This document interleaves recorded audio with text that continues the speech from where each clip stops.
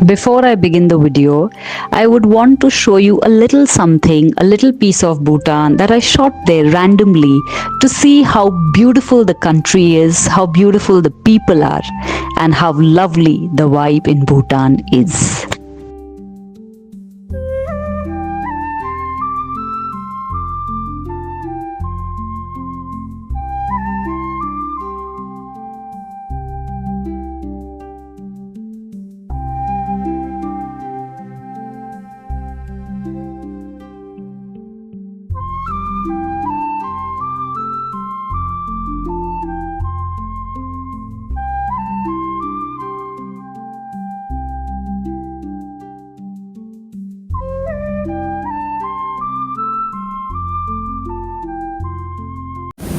I absolutely love Bhutan.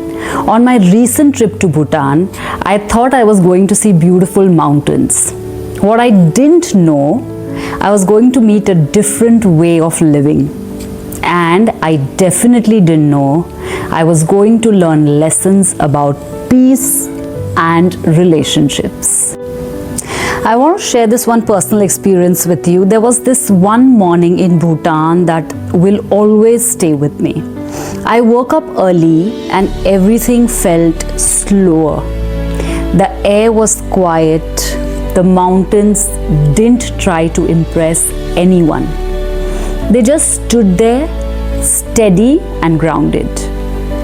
Later that day, I sat in a small local cafe.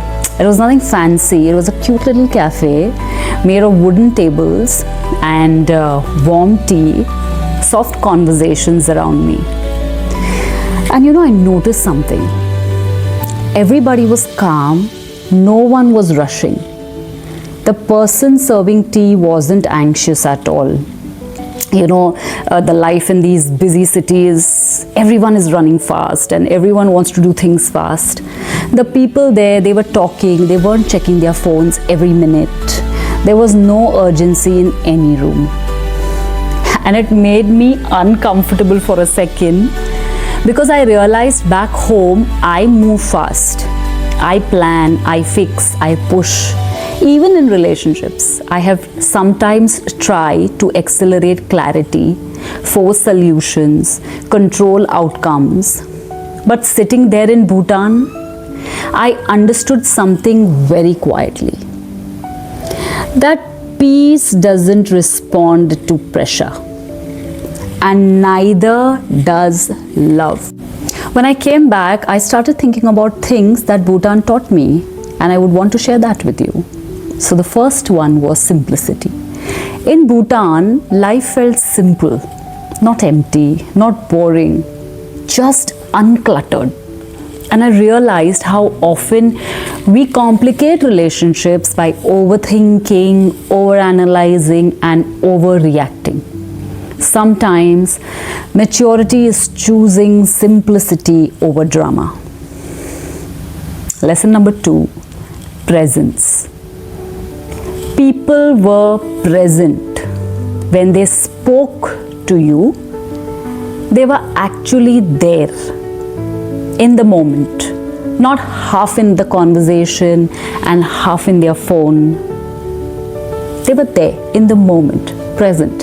And it reminded me that love needs presence. There are people who say, I love you, but they are most of the time absent.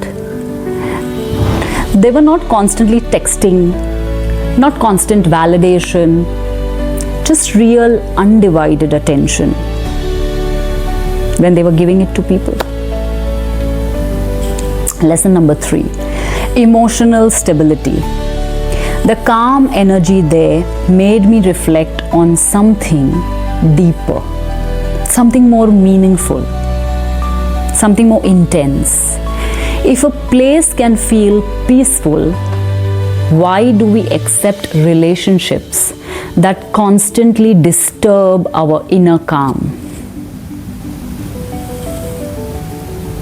Love should not feel like emotional chaos. It should feel steady, grounded, safe. Lesson number 4. contentment. Happiness there wasn't loud.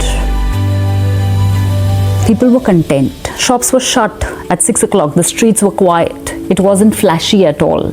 It was calm, consistent, content.